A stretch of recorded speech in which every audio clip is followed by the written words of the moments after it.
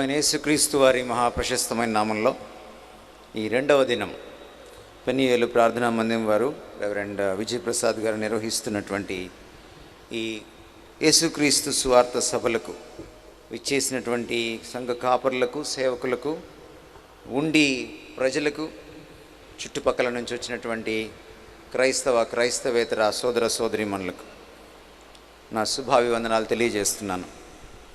ఈరోజు మీ ముందు నిన్నట్లాగే నేను అద్భుతాలు చేయడానికి రాలేదని చెప్పాను, అద్భుతకరుణ్ణి పరిచయం చేయడానికి వచ్చానని చెప్పాను. అదే పని నేను కొనసాగిస్తున్నాను. చాలాసార్లు మన జీవితాల్లో సందిగ్ధాలు ఏర్పడతాయి. ఎటుపోవలో తోచని పరిస్థితి, ఒక ఖచ్చితమైనటువంటి అవగాహన ఏర్పడదు. గమ్యం తెలియక అగమ్య గోచరంగా ఉంటాం. అది మన భవిష్యత్తు కావచ్చు, అది వివాహం కావచ్చు, ఇంకేదైనా కావచ్చు. మానవ జీవితంలో ఇది సహజం. ఇంగ్లీష్లో దాన్ని వీఆర్ ఎట్ క్రాస్ రోడ్స్ అంటాం.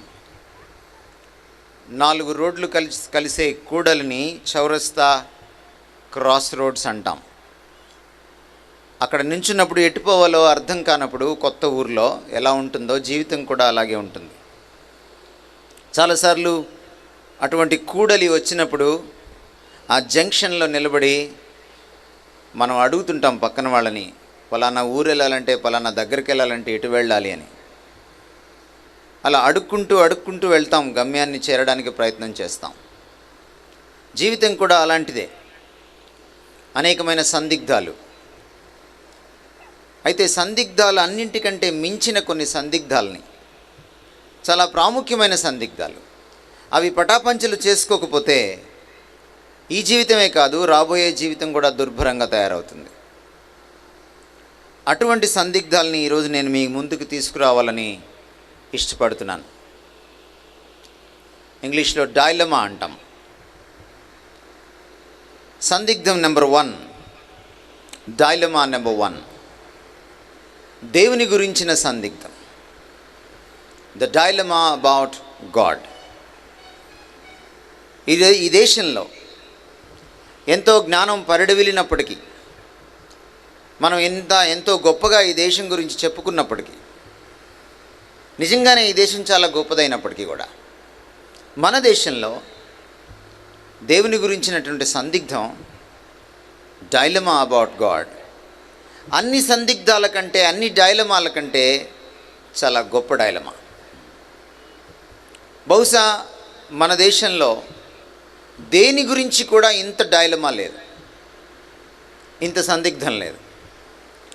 అందుకనే మనము ప్రపంచంలోకి వెళ్ళి మన దేశంలో తిరుగుతూ నలుదిశలా లేక అష్టదిక్కులా మీరు చూస్తే మీకు అనేకమైన దైవ రూపాలు కనపడతాయి.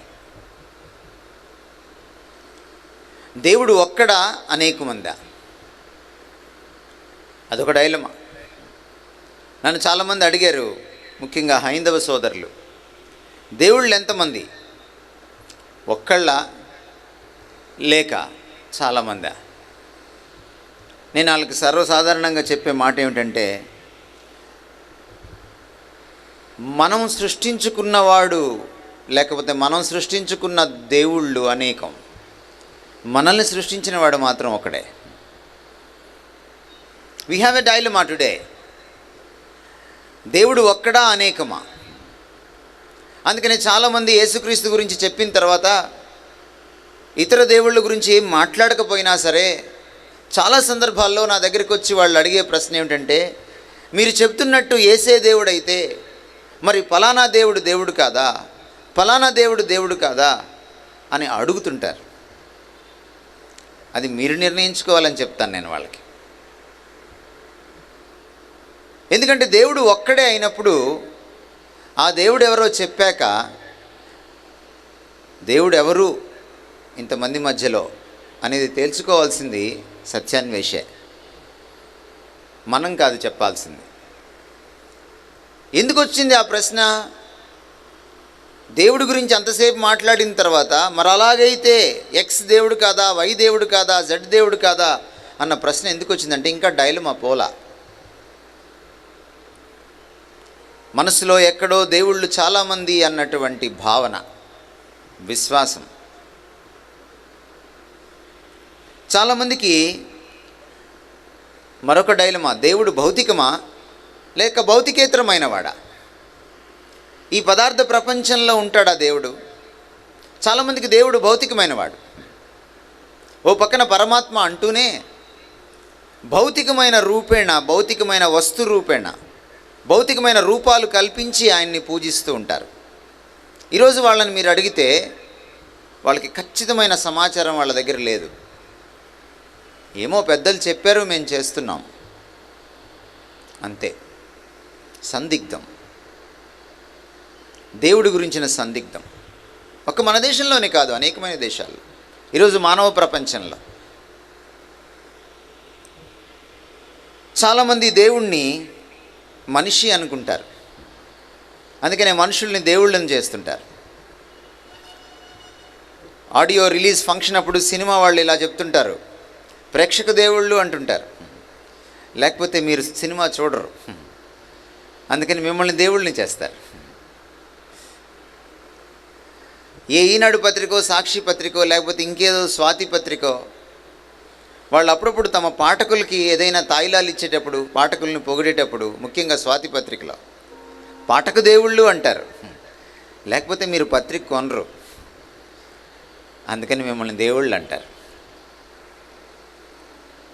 బస్ స్టాండ్లో పాపం యాచన చేస్తున్న ఒక ఆవిడ, పెద్ద ఆవిడ, ఎవరూ సరిగా డబ్బులు ఇవ్వకపోతే మీరు 100 రూపాయలు నోటు ఇచ్చారనుకోండి, వెంటనే మిమ్మల్ని దేవుడిని చేస్తుంది. 2 చేతులు ఒక దగ్గర పెట్టి దేవుడివి బాబు అంటుంది. ఎవరు దేవుడు? దేవుడు అవ్వడం అంత సులభమా? 100 రూపాయలకే దేవుడు అయిపోతావా? లేకపోతే ఒక ప్రత్యేకమైన రంగు వస్త్రం వేసుకొని, ఓ ప్రత్యేకంగా నువ్వు దాన్ని నీ దేహానికి చుట్టుకొని కాసేపు ధ్యానంలో ఉంటే నువ్వు దేవుడు అయిపోతావా? There is a dilemma today in India, in the world. Who is God? దేవుని గురించినటువంటి సందిగ్ధం ఈరోజు మన దేశంలోనూ ప్రపంచంలోనూ ఉంది. అందుకని చాలామంది నేనే దేవుణ్ణి అని చెప్పుకుంటున్నారు, లేక నేను దేవుణ్ణి చూపిస్తానని చెప్పుకుంటున్నారు. కొంతమందికి మనిషే దేవుడు, కొంతమందికి ఇతర జీవులు దేవుళ్ళు, కొంతమందికి 2 జీవుల్ని కలిపితే దేవుళ్ళు. అందుకనే మనిషిని అహం బ్రహ్మస్మి అన్నారు. కానీ మనిషిని దేవుణ్ణి చేసినటువంటి ఈ ఫిలాసఫీ ఈరోజు సమాజంలో ఉన్నటువంటి రుగ్మతలకు జవాబు చెప్పలేదు. ఒక సత్యం పరీక్షకు నిలబడాలి. అహం బ్రహ్మస్మి అన్న స్టేట్మెంట్ సత్యమైతే, అంటే మనిషే దేవుడు అన్న స్టేట్మెంట్ సత్యమైతే, ఈ ప్రశ్నలకు జవాబు దొరకాలి, చెప్పాలి. దేవుడికి మతిమరుపు ఉంటుందా? మీరు చెప్పాలి. దేవుడికి మతిమరుపు ఉంటే ఆయన దేవుడు అవుతాడా? మనం నిన్న చూసాం, దేవుడు జ్ఞానంలో ఉన్నతుడు, అనంతుడు. సర్వజ్ఞానం, అనంత జ్ఞానం ఉన్నవాడికి మతిమరుపు ఎక్కడుంటుంది? దేవుడు, నువ్వు దేవుడట, నేను దేవుడట, కానీ మనం దేవుడమని మర్చిపోయామట. ధ్యానం చేస్తే, యోగా చేస్తే మనలో ఉన్న దేవుణ్ణి మనమే తెలుసుకుంటామట. అదేమిటి? దేవుడు తాను మర్చిపోతాడా తాను దేవుడిని అన్న సంగతి? ఇంకో గురువుగారు వచ్చి నాకు చెప్పాలా నేను దేవుడిని అన్న సంగతి? అంటే ఆయన ఎవరు మరి? ఆయన దేవుడి కంటే గొప్పవాడా? ఈ ప్రపంచంలో దేవుడి కంటే గొప్పవాడు, ఈ విశ్వంలో దేవుడి కంటే గొప్పవాడు ఉంటాడా? ఉంటే ఆయనే దేవుడు అనొచ్చుగా, ఈయన ఎందుకు అండం? దేవుడు అంటేనే అందరికంటే ఉన్నతుడు. అది దేవుడి డెఫినేషన్. ఏ మతం అడిగినా చెప్తుంది. దేవుడికే తాను దేవుడిని మర్చిపోతే గుర్తు చేసేటువంటి గురువు ఆయన ఎవరు మరి? నేను కళ్ళు మూసుకొని ధ్యానం చేస్తే నేను దేవుడిని తెలుసుకుంటానా? ఎంత అసంబద్ధమైన ఐడియా ఇది.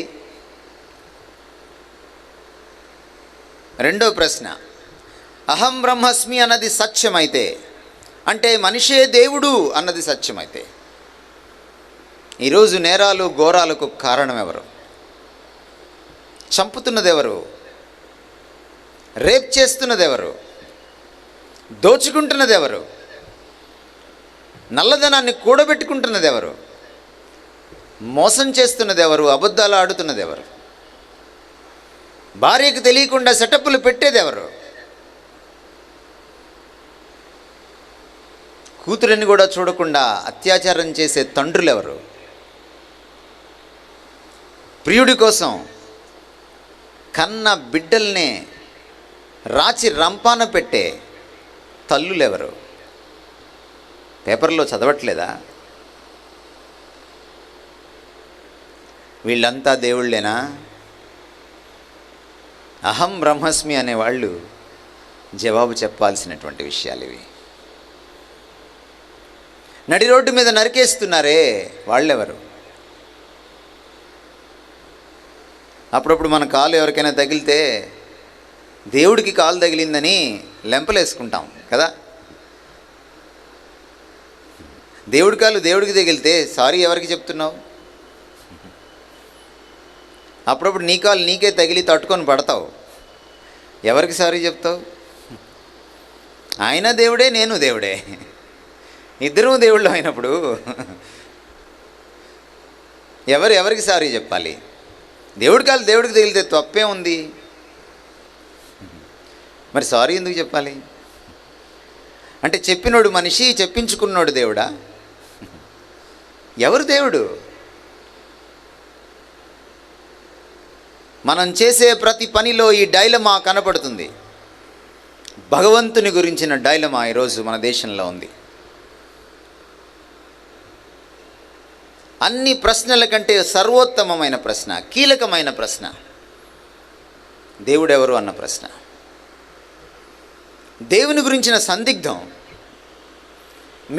మిగిలిన విషయాల్లోని సందిగ్ధానికి, కన్ఫ్యూజన్కి, డైలమాకి దారితీస్తుంది. ఈరోజు అనేకమైన విషయాలు మనం కన్ఫ్యూజ్ అవ్వడానికి కారణం ఏమిటి?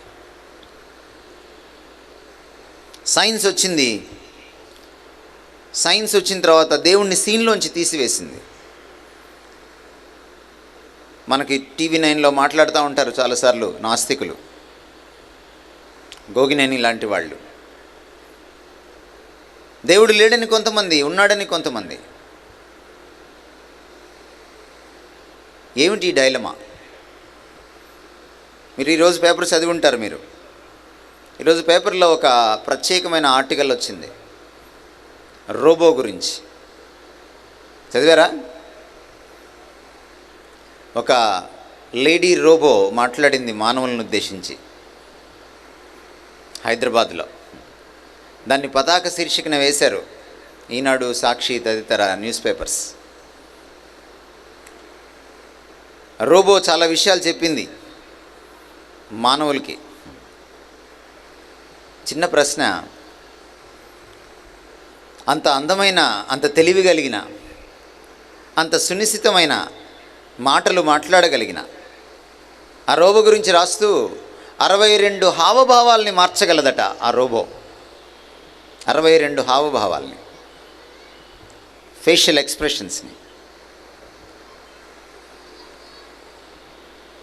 ఆ రోబో తనంతట తానే ఉనికిలోకి వచ్చిందా? ఎవరైనా తయారు చేశారా? ఎవరైనా ఇట్టేగా చెప్తారు, మనిషి చేసుకున్నాడు రోబోనని.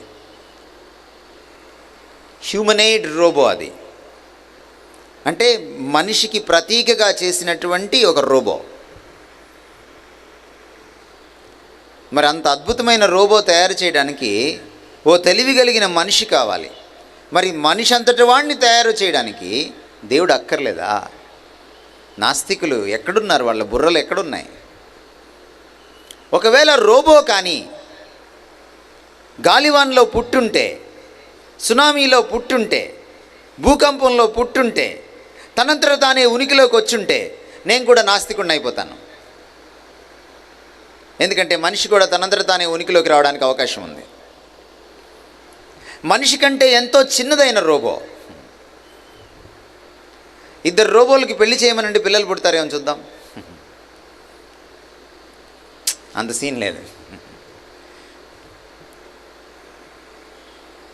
మనిషి అంత సీన్ రోబోకి ఈరోజు ఉందా? లేదు.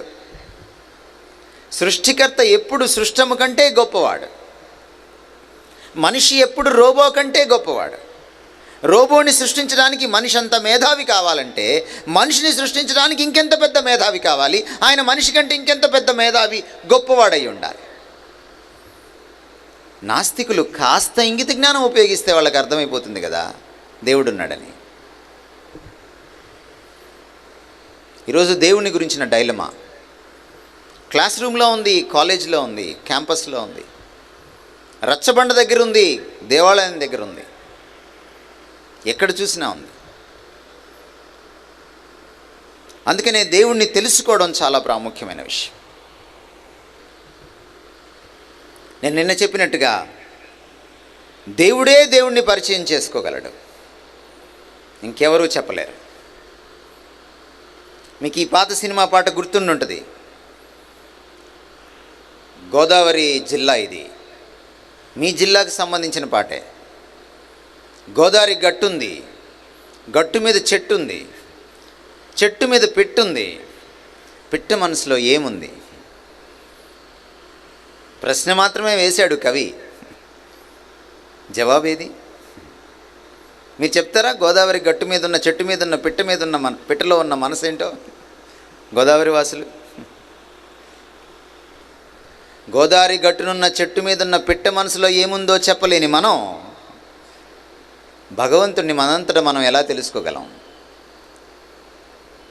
ఆఫ్టర్ ఆల్ పిట్ట మనసు తెలుసుకోలేని నువ్వు భగవంతుడిని ఏం తెలుసుకోగలవు? అసాధ్యం. అందుకనే భగవంతుడు దిగి వచ్చి పరిచయం చేసుకోవాలి. యేసుక్రీస్తు వారు ఈ లోకానికి వచ్చినప్పుడు ఆయన మొదటి పని భగవంతుడిని పరిచయం చేయడం. ఎవడునూ ఎప్పుడునూ దేవుని చూచి ఉండలేదు, కానీ దేవుని కుమారుడైన, ఏకైక కుమారుడైన యేసుక్రీస్తే ఆయన్ని చూపించాడని బైబిల్లోని 2వ భాగంలోని కొత్త నిబంధనలోని 4వ పుస్తకమైన యోహాను సువార్తలో మొదటి పేజీలోనే ఉంది. ఆయన చెప్పాడు, నేను లోకానికి వెలుగుని. లోకానికి వెలుగును విరజిమ్మడానికి వచ్చాడు. వెలుగు జ్ఞానానికి గుర్తు.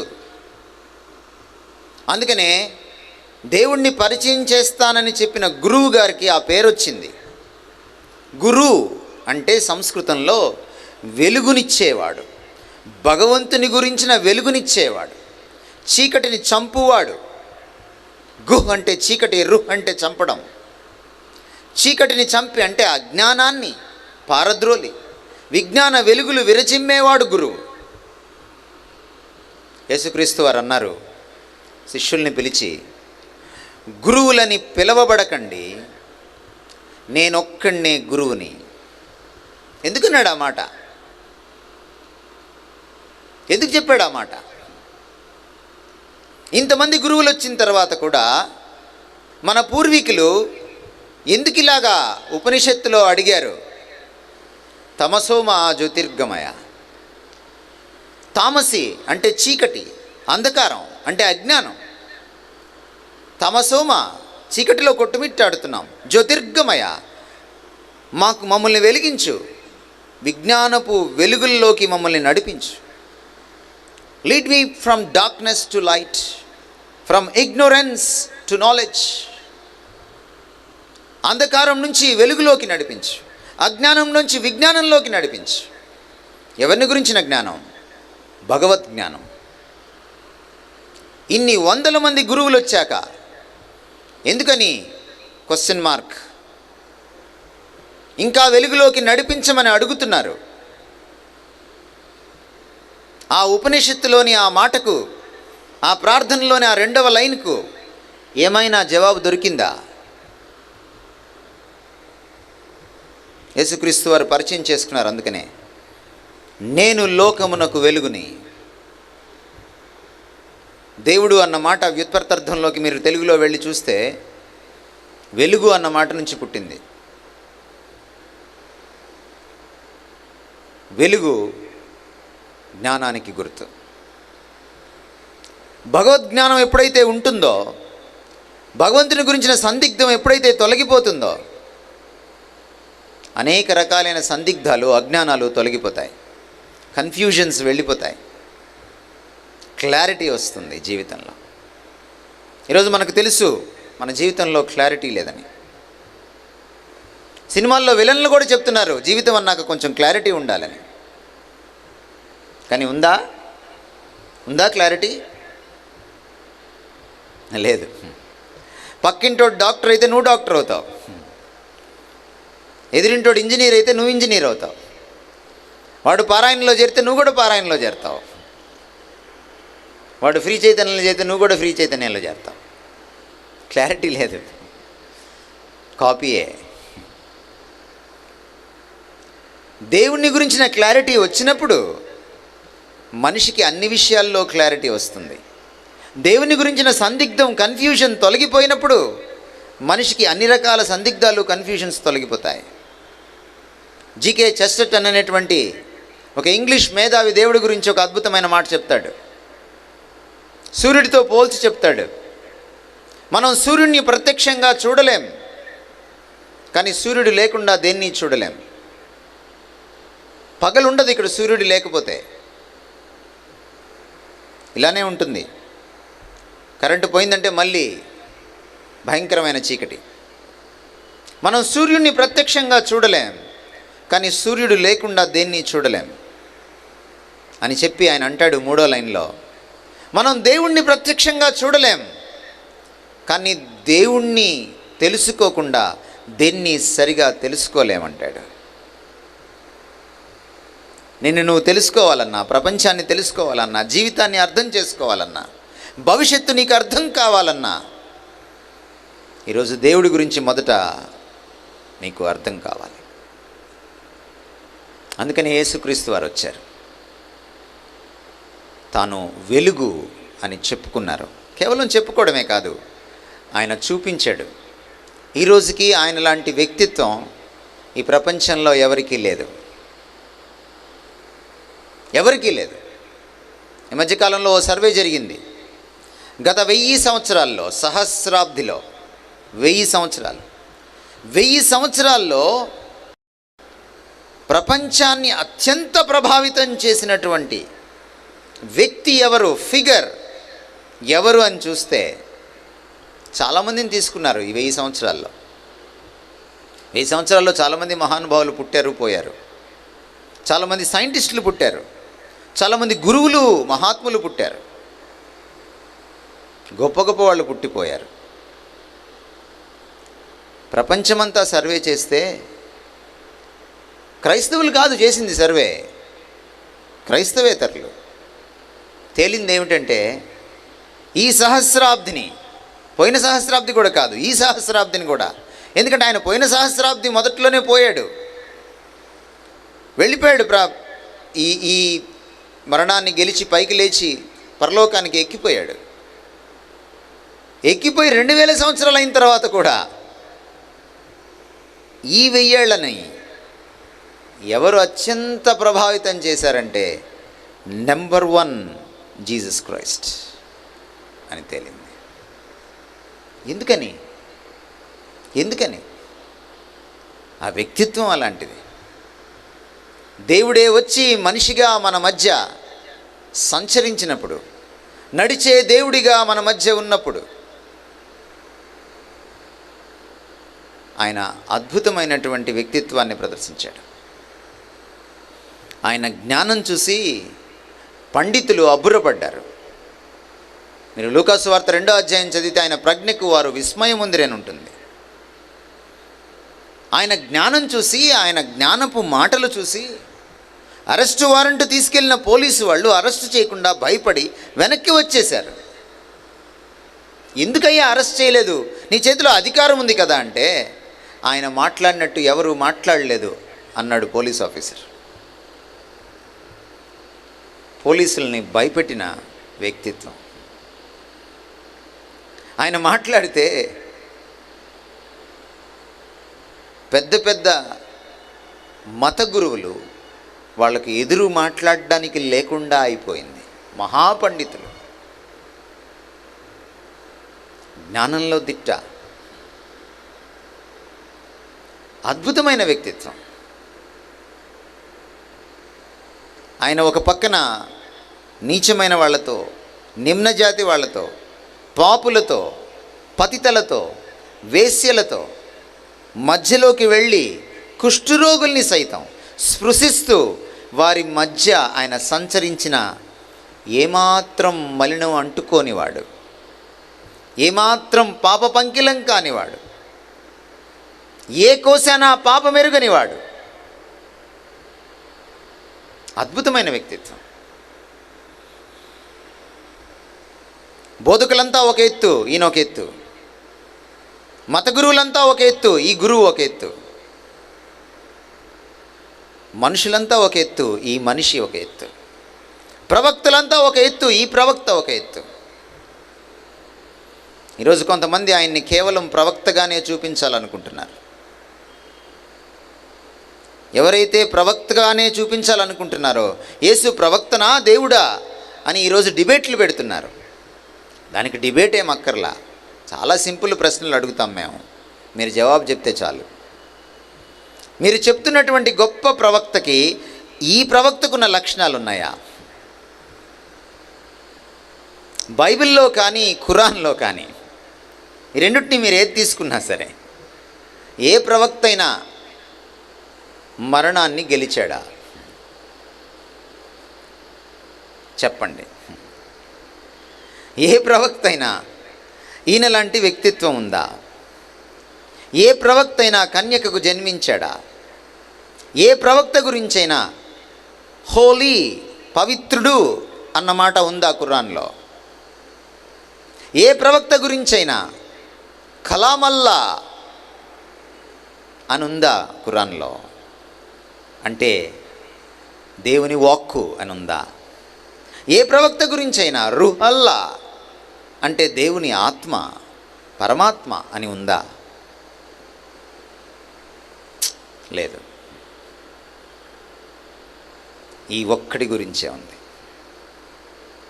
మీ పుస్తకం ప్రకారం కూడా మీ ప్రవక్తలందరికంటే ఉత్తముడిన. ఇంకా మీ పుస్తకంలో ఏముంది? ఒకవేళ నీకేమైనా అర్థం కాకపోతే నీకు ముందే రాసిన బైబిల్ పుస్తకాన్ని రిఫర్ చేసుకోపో అని ఉంది. ఇందులో మీ పుస్తకం గురించి లేదు, కానీ అందులో మా పుస్తకం గురించి ఉంది. ఎందుకు డిబేట్లు? అవసరం లేదు. అది యేసుక్రీస్తు వారి ప్రత్యేకత. మీరు మన శాస్త్రాలన్నీ చదివితే భగవంతుడి గురించినటువంటి అద్భుతమైన లక్షణాలు, పాజిటివ్ క్వాలిటీస్ ఇంకా ఏ అవతార పురుషుల్లోనైనా ఉన్నాయా? లేవు. ఈయనలో ఉన్నాయి. ఒక్క బలహీనత కూడా లేని అవతార పురుషుడు ఎవరైనా ఉన్నారా? ఒక్క బలహీనత కూడా లేని, ఒక్క తప్పు కూడా చేయని ఒక్కడే యేసుక్రీస్తు. అందుకనే భగవంతుని గురించిన డైలమా, సందిగ్ధం ఈయన ఒక్కడే తీసివేయగలడు. అందుకే ఆయన అన్నాడు, మీకెవ్వరూ భగవంతుని పరిచయం చేయలేరు. ఎవరైనా గురువులు అని పిలిపించుకుంటే అది కరెక్ట్ కాదు. నేను ఒక్కడనే గురువును. గురువులని పిలవబడకండి, నేనే గురువుని. డాక్టర్ సర్వేపల్లి రాధాకృష్ణన్ బైబిల్ చదివాడు, భగవద్గీత చదివాడు, వేదాలు చదివాడు, పురాణాలు చదివాడు, భాగవతం చదివాడు, భారతీయ శాస్త్రాలని ఔపోసన పట్టాడు. పాశ్చాత్య విద్యలో ఆరితేరాడు, భారతీయ విద్యలో కూడా ఆయన నిపుణత సాధించాడు. భారతదేశంలోని మత సారాంశాన్నంతటినీ ఒక్క పుస్తకంగా, ఒక్క సంకలనంగా రచించినవాడు. తన శిష్యుడు ఒక రోజున నాకు ఒక మంచి గురువుని పరిచయం చేయండి సార్ అని వస్తే అతను కేరళ సనాతన బ్రాహ్మణ కుటుంబం నుంచి వచ్చినటువంటి సుధాకర్ పిళ్ళై. సర్వేపల్లి రాధాకృష్ణన్ ఓ చిన్న పుస్తకం తీసుకొచ్చి ఆయన చేతిలో పెట్టాడు. ఏమిటా పుస్తకం? యేసుక్రీస్తు వారి గురించిన జీవిత చరిత్రకు సంబంధించిన పుస్తకం. ఏమిటా పుస్తకం? బైబిల్లోని 2వ భాగం, కొత్త నిబంధన. ఆ పుస్తకాన్ని తెరిచిన తర్వాత, అది బైబిల్ అని తెలుసుకున్న తర్వాత సుధాకర్ పిళ్ళై ముఖం ఎర్రపడింది. మీరేదో మంచి గురువుని పరిచయం చేస్తారని వస్తే ఈ నిమ్న జాతి దేవుణ్ణి నాకు పరిచయం చేస్తారేంటి సార్? డాక్టర్ సర్వేపల్లి తాపీగా ఒక మాట అన్నాడు. సుధాకర్, నా మీద గౌరవంతో వచ్చావు, నమ్మకంతో వచ్చావు, గురువు కావాలన్నావు, పరిచయం చేస్తున్నా. నా మీద నమ్మకం ఉంటే వెళ్ళి ఆ పుస్తకం చదువు. ఆ గురువు గారు నీకు నచ్చకపోతే మళ్ళీ రా, అప్పుడు 2వ గురువు గురించి ఆలోచిద్దాం. ఫ్రెండ్స్, చరిత్రలో జరిగింది ఏమిటంటే, సుధాకర్ పిళ్ళై మళ్ళీ సర్వేపల్లి రాధాకృష్ణన్ గారి దగ్గరికి మరో గురువు కోసం రాలేదు. ఆ పుస్తకాన్ని చదివాడు, ఆ బైబిల్ పుస్తకాన్ని. సుధాకర్ పిళ్ళై అనేటువంటి సనాతన బ్రాహ్మణుడు పాల్ సుధాకర్గా పేరు మార్చుకున్నాడు.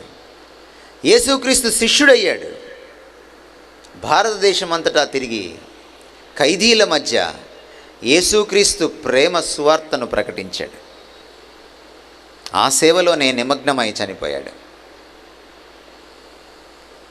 నిజమైన గురువు, దేవుని గురించిన సందిగ్ధాన్ని తొలగించే నిజమైన గురువు, దేవగురువు, గురుదేవుడు ఒక్కడే, ఆయన యేసుక్రీస్తు. 2వ dilemma, the dilemma about humans, about self. ఆత్మ గురించినటువంటి డైలమా, నన్ను గురించిన, మనల్ని గురించిన డైలమా, మనిషిని గురించిన సందిగ్ధం. ఎవరు మనిషి? ఎవరి మనిషి? ఈరోజు మనిషి గురించి చాలామంది చాలా విషయాలు చెప్తున్నారు. సైన్స్ వచ్చి మనిషిని యానిమల్ అంది, మరొక ఆయన వచ్చి మనిషిని మాలిక్యూల్ అన్నాడు, ఒకడు జంతువు అంటే ఇంకోడు పరమాణు అన్నాడు. ఎవరి మనిషి? ఎందుకు మనిషిలో ఈ ప్రత్యేకత? ప్రపంచంలోని ఏ జీవిలో లేని ప్రత్యేకత ఈ మనిషిలోకి ఎందుకు వచ్చింది? ఒకవేళ మనిషి కోతి నుంచి వచ్చుంటే, మనం ఇంత డెవలప్ అయ్యే నాటికి, అంటే మనం రాకెట్ కనుక్కుండే స్థాయికి వెళ్ళాం. చంద్రమండలంలోకి వెళ్ళిపోగలిగినటువంటి రాకెట్ని కనుక్కోగలిగిన స్థాయికి, అంగారకుడు మీదకి పాత్ ఫైండర్ని పంపించగలిగేటువంటి స్థాయికి ఎదిగితే కనీసం ఓ సైకిల్ అన్నా కనుక్కోగలగాలి కదా కోతి ఈ పాటికి. సైకిల్ వద్దులేండి, మన చిన్న పిల్లలు అట్టపెట్టెలతోటి ఓ చిన్న లారీనో కారునో చేసి దానికి ఓ తాడు కట్టి ఇంట్లో తిప్పుతూ ఉంటారు చిన్నప్పుడే. కనీసం అట్లా ఎప్పుడైనా ఒక కోతి ఒక అట్ట కారో, ఒక అట్ట సైకిలో, ఓ అట్ట మోటార్ సైకిలో, ఓ అట్ట ఆటో రిక్షానో చేసినట్టు మీరు చూసారా?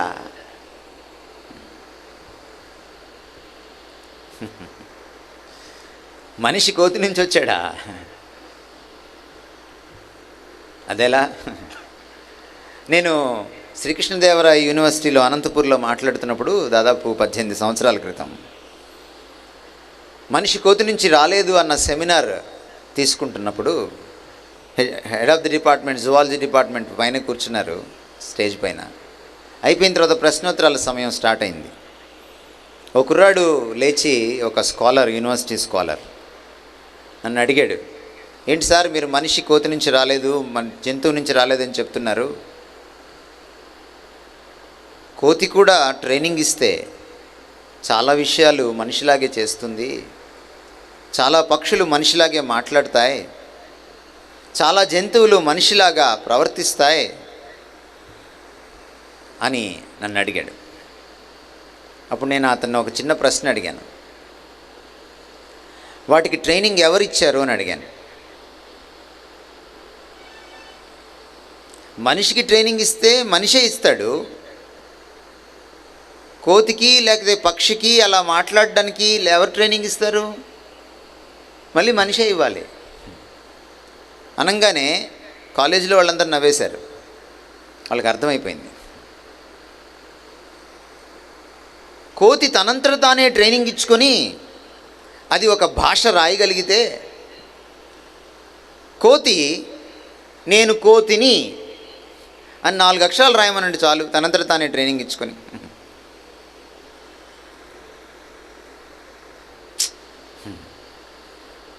ఈ మధ్య అడవిలో ఓ పెద్ద అద్దం పెట్టి ప్రయోగం చేశారు.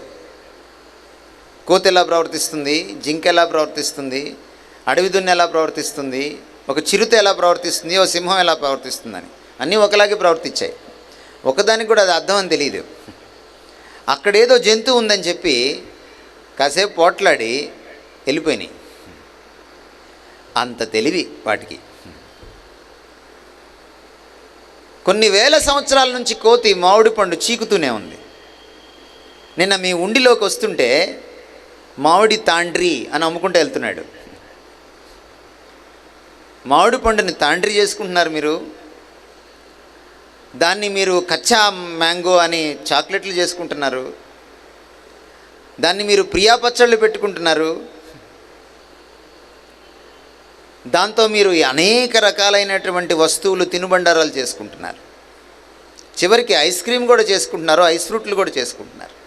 చివరికి గర్ల్ ఫ్రెండ్ అడిగితే మామిడి పండు సీజన్ లేకపోయినా సరే మీరు మామిడికాయ రసం ఇవ్వగలుగుతున్నారు.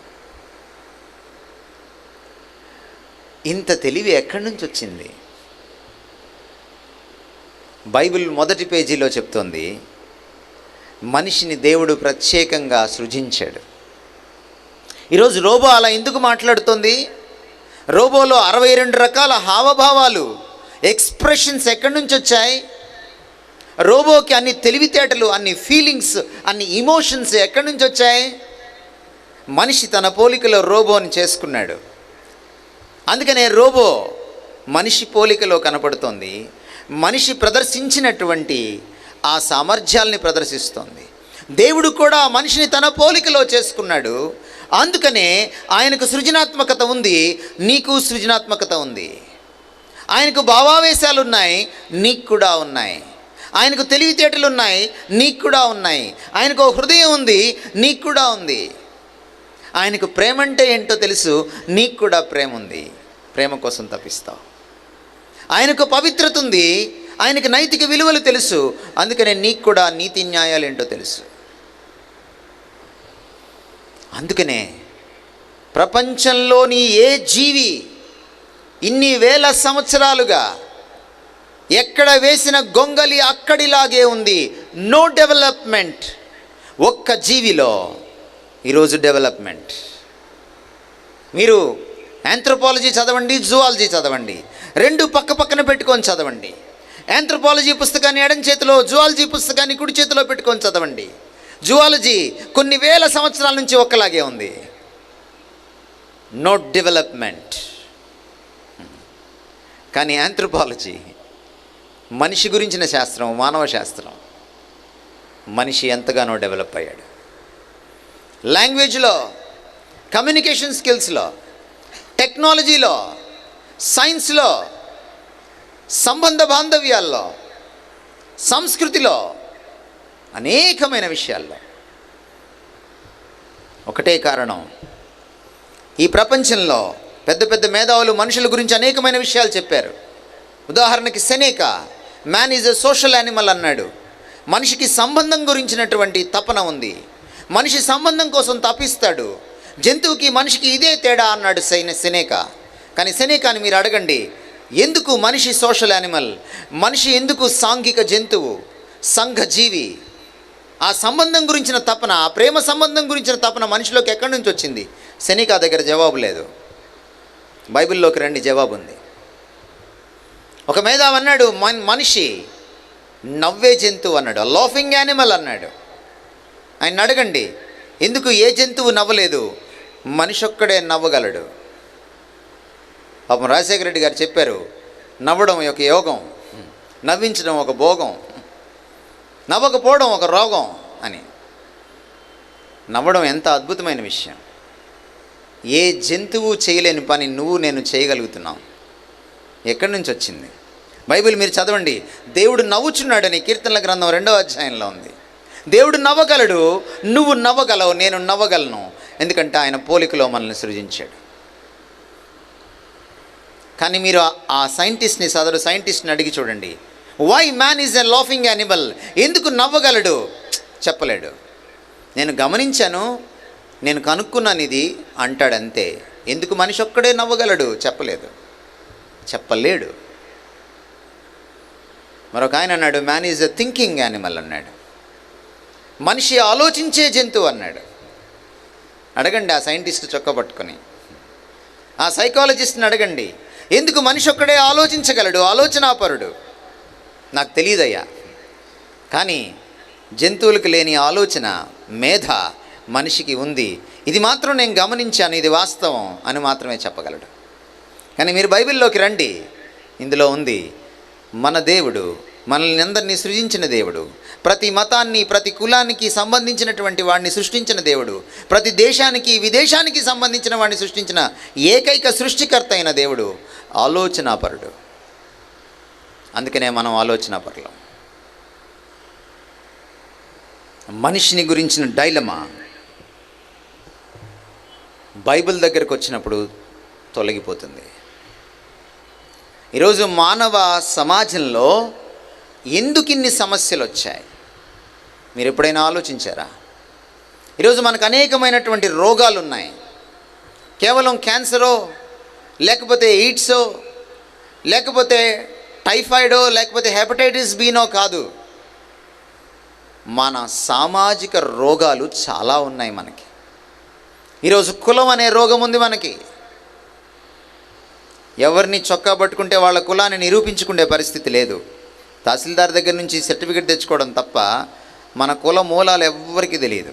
అసలు అది ఉంటేగా తెలియడానికి. ఎవరి కులం వారికి గొప్ప. కులం అనే పెద్ద రోగం వల్ల భారతదేశం వెనకపడిందని, ఆధునిక భారతదేశం వెనకబడడానికి ఇది ఒక ప్రధాన కారణమని క్రైస్తవులు మాత్రం అనలా. స్వామి వివేకానంద వారు అన్నారు. The complete works of Swami Vivekananda volume 5 5వ సంపుటి మీరు చదవండి. అందులో ఆయన చెప్పిన మాట ఇది. భారతదేశం వెనకబడడానికి ఒక ప్రధాన కారణం కులం. ఎవడు తీసేస్తాడు ఈ రోగాన్ని? మీరు ప్రతి ఆగస్టు 15 రోజున, జనవరి 26 రోజున జెండా ముందు నిలబడి సెల్యూట్ కొట్టే అబద్ధం చెప్తారు. ఏమిటా అబద్ధం? భారతదేశం నా మాతృభూమి, నేను నా దేశంను ప్రేమించుతున్నాను. నిజంగానా? భారతీయులందరూ నా సహోదరులు.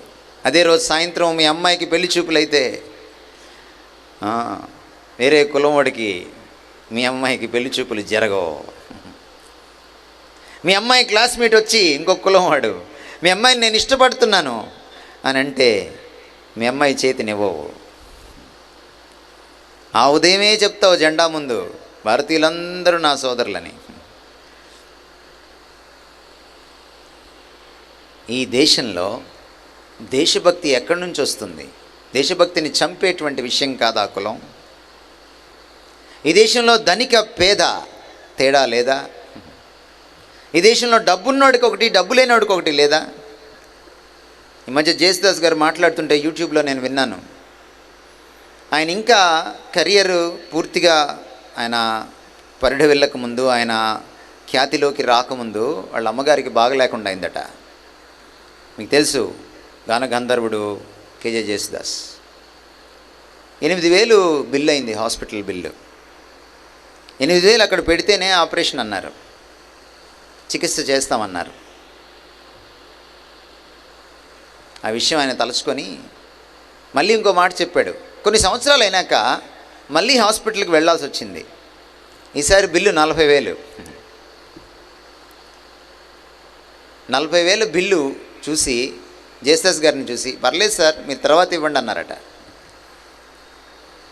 ఆయన అంటాడు, ఒకప్పుడు 8,000 బిల్లు అయితే డబ్బులు అక్కడ పెడితేనే ట్రీట్మెంట్ అన్నారు. ఇప్పుడు 40,000 బిల్లు అయితే మీరు ఇవ్వకపోయినా పర్లేదు సార్ తర్వాత ఇవ్వండి అంటున్నారు. ఓ పేదవాడిని చూసే విధానం ఎంత తేడా. ఈ రుగ్మతులు ఎలా పోతాయి మన దేశంలో? భర్త చచ్చిపోతే భార్య ఎప్పటికీ తలనీలాలు తీసుకుని తెల్ల చీర కట్టుకొని కూర్చోవాల్సిందే, ఇంట్లో అందరికీ ఊడిగం చేయాల్సిందే. కానీ భార్య చచ్చిపోతే భర్తకు వెంటనే పెళ్ళి, కాదంటారా? ఎప్పుడైనా మీరు విన్నారా? సతీ సహగమనం విన్నారు కానీ పతి సహగమనం విన్నారా?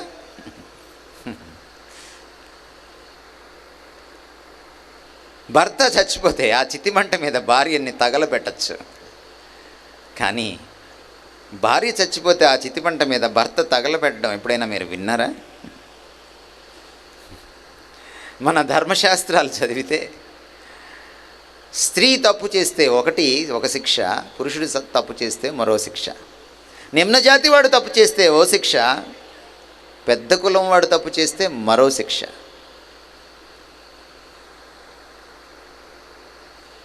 శుక్రాచార్యుడి నీతి విన్నారా? వారి జాక్షులందు వైవాహికములందు జకిత గోకులాగ్ర జన్మరక్షణమందు ప్రాణవిత్త మానభంగమందు బొంకవచ్చు, అబద్ధం ఆడవచ్చు, నగముడొందడదిప నవ్వుల పాలవడు. ఏమి అగ్రకులాల వాళ్ళ ప్రాణాన్ని రక్షించేటప్పుడు మాత్రమేనా అబద్ధం ఆడవచ్చు? మరి మిగిలిన కులాల సంగతి ఏమిటి? వివక్ష కనపడుతుందా?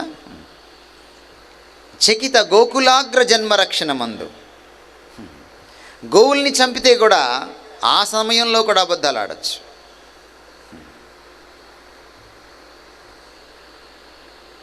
ఎవరు మనిషి?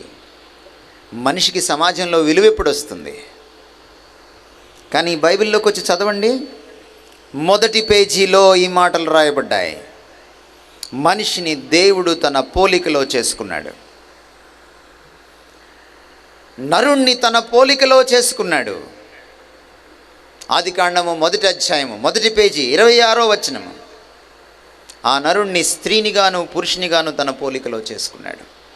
అంటే స్త్రీని పురుషుణ్ణి సమానంగా తన పోలికలో చేసుకున్నాడు. అపోస్తల కార్యాలు 17వ అధ్యాయము 26వ వచనం మీరు చదివితే, 27వ వచనం మీరు చదివితే మీకు ఈ మాటలు కనపడతాయి. ఒక్క మనుష్యుని నుంచి సమస్త జాతి వారిని ఆయన సృజించాడు. అందరికీ పితామహుడు ఒక్కడే, ఆదాము. భారతీయుడైనా, శ్రీలంక వాడైనా, పాకిస్తాన్ వాడైనా, అమెరికా వాడైనా, చైనా వాడైనా అందరికీ ఆదామే తండ్రి.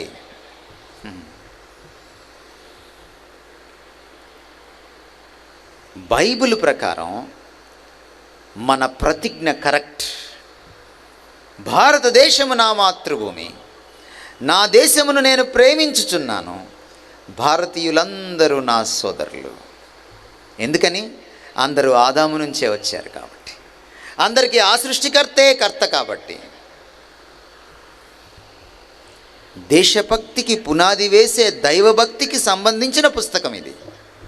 తోటి భారతీయుణ్ణి తన మన ఇహ పర భేదాలు లేకుండా, కులమత భేదాలు లేకుండా, లింగ ప్రాంత భేదాలు వివక్షలు లేకుండా, ధనిక పేద తారతమ్యాలు లేకుండా ప్రేమించడానికి పురికొలిపేటువంటి పునాదిని, ఐడియాలజీని, భావావేశాన్ని, భావజాలాన్ని ఇచ్చేటువంటి పుస్తకం బైబిల్. ఈ పుస్తకాన్ని తగలబెడితే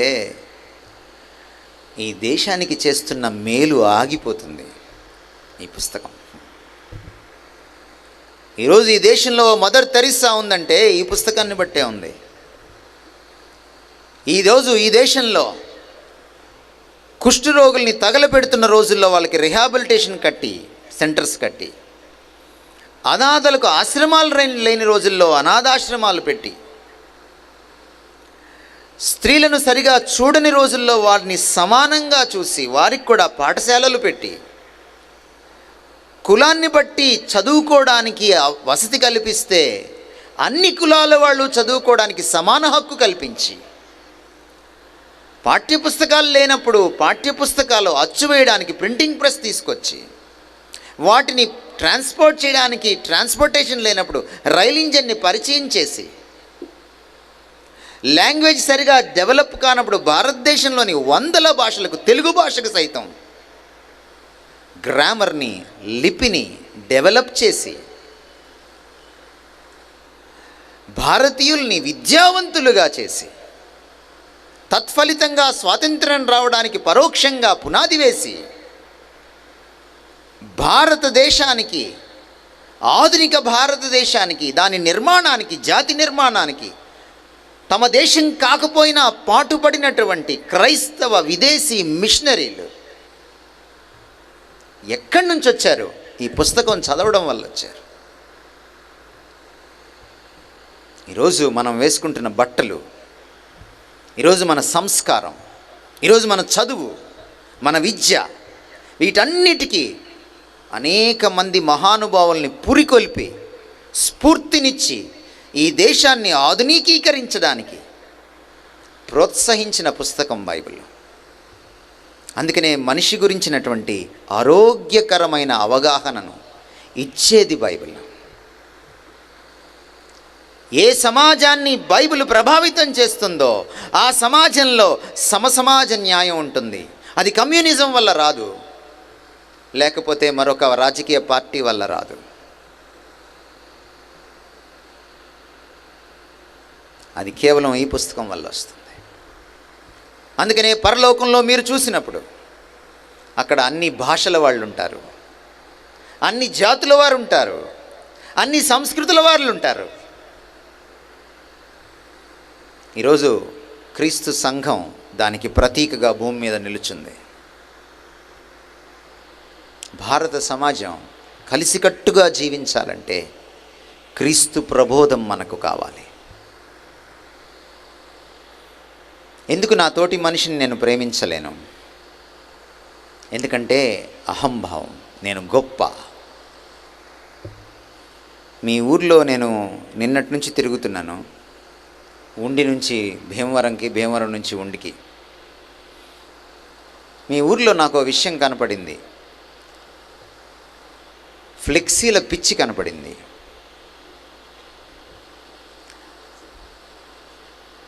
మనుషులు ఏమిటో తమ గురించి తాము పోస్టర్లు వేసుకుంటున్నారు. ఎందుకో ఆ పిచ్చి నాకు తెలియదు. అది చూసి నేను చాలా నవ్వుకున్నాను, వీళ్ళు ఇంకా ఎదగాలనుకున్నాను. మనం చేసే పనులు మన ఘనత చెప్తాయి, మనం చెప్పుకోక్కర్లా, మనం పోజివ్వక్కర్లా. మన మంచితనం, మన మంచి పనులు, మన క్యారెక్టర్, సమాజానికి మనం చేసే మేలు, తోటి వాడిని, తోటి భారతీయుడిని మనం ప్రేమించే విధానం మనల్ని ఖ్యాతిలోకి తీసుకొస్తుంది. కందుకూరి వీరేశలింగం మనందరికీ గుర్తున్నాడు. పోస్టర్లో లేడు, ఫ్లెక్సీలో లేడు, 100 సంవత్సరాలు అయిన తర్వాత కూడా గుర్తుంటాడు. అందుకే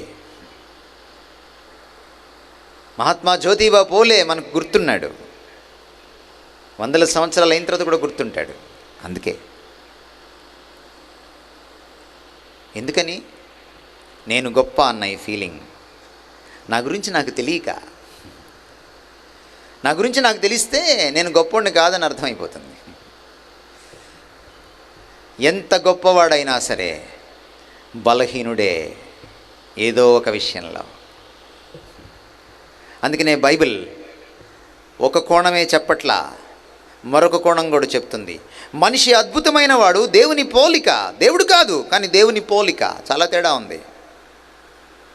కానీ ఆ మనిషి పాపం కూడా చేసి ఆ పోలికను పోగొట్టుకున్నాడు అని చెప్తోంది బైబిల్.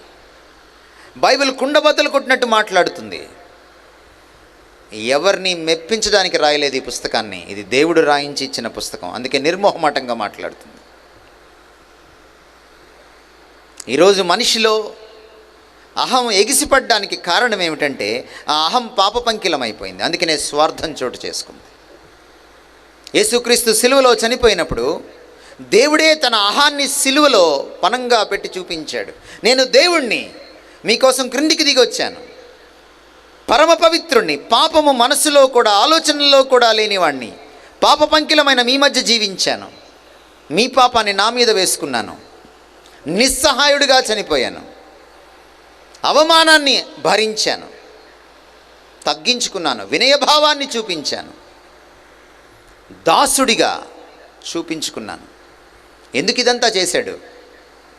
మీరు కూడా అలా ఉండొచ్చు అని చూపించడానికి. సిలువలో ఎవరైతే సిలువ దగ్గరికి వస్తారో వాళ్ళ అహం సిలువలో చచ్చిపోతుంది. కొత్త అహాన్ని ఆయన ఇస్తాడు. ఈ కొత్త అహమే తోటివాణ్ణి ప్రేమించడానికి వీలవుతుంది. ఒక పండిత రామాబాయి, ఒక బ్రాహ్మణ వనిత యేసుక్రీస్తుని స్వరక్షకుడిగా, దేవుడిగా అంగీకరించింది, క్రైస్తవ్యాన్ని స్వీకరించింది. సంస్కృత పండితురాలు. అంతకుముందు ఆమెకి రాని ఆలోచన బైబిల్ చదివిన తర్వాత వచ్చింది, క్రీస్తును ఎరిగిన తర్వాత వచ్చింది. ఈ రోజుకి పండిత రామాబాయి ముక్తి మిషన్ పూణే నగరంలో ఉంది, మీరు వెళ్ళి చూడొచ్చు.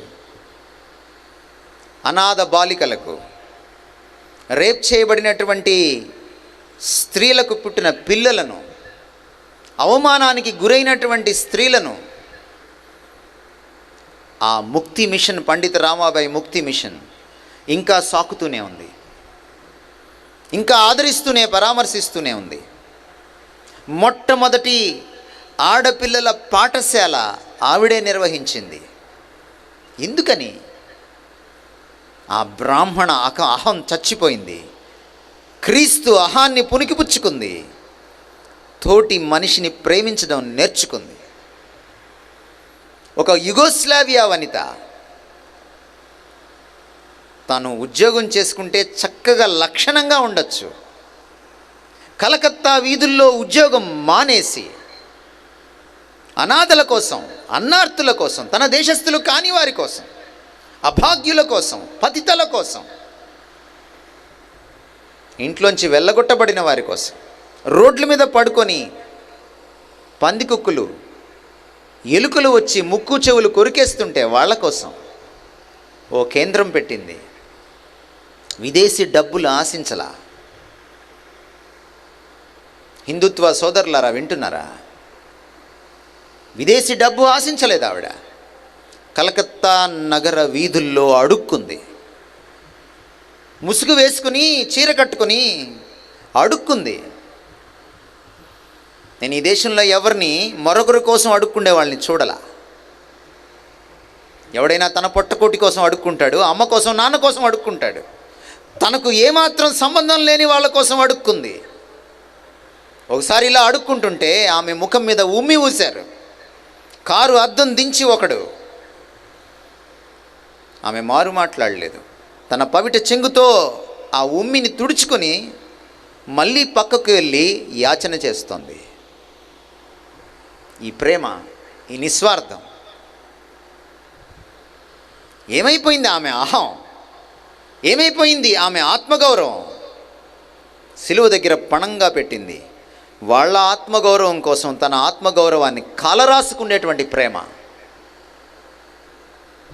ఇదిగో ఈ పుస్తకం పరిచయం చేసింది, క్రీస్తు పరిచయం చేశాడు. అందుకనే క్రీస్తు సిలువ సామాజిక రుగ్మతల్ని బాగు చేస్తుంది, సామాజిక జబ్బుల్ని బాగు చేస్తుంది, సమాజంలో ఉన్న అసమానతను తొలగిస్తుంది. ఎందుకంటే నా అహాన్ని, నా ఆత్మను, పాపపంకిలమైన నా ఆత్మను, నిన్న నేను చెప్పాను, పాపపంకిలమైన అహాన్ని కడిగివేస్తుంది తన సిలువ రక్తంతో. మూడవ dilemma, the dilemma about morality. నీతి న్యాయాల గురించిన, నైతికత గురించినటువంటి సందిగ్ధం. మా చిన్నప్పుడు లంచం తీసుకుంటే, అవురా లంచం తీసుకున్నాడా, పోలీసులకు దొరికిపోయాడా అనేవాళ్ళు. ఈ రోజుల్లో లంచం తీసుకోకపోతే లంచం తీసుకోడా అంటున్నారు. అప్పుడు లంచం తీసుకోవడం బ్రేకింగ్ న్యూస్, ఇప్పుడు లంచం తీసుకోకపోతే బ్రేకింగ్ న్యూస్. మారిపోయింది.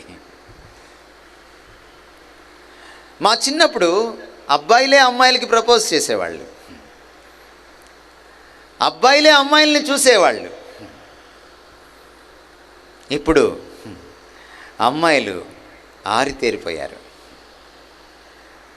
నైతిక విలువలు మారిపోయాయి.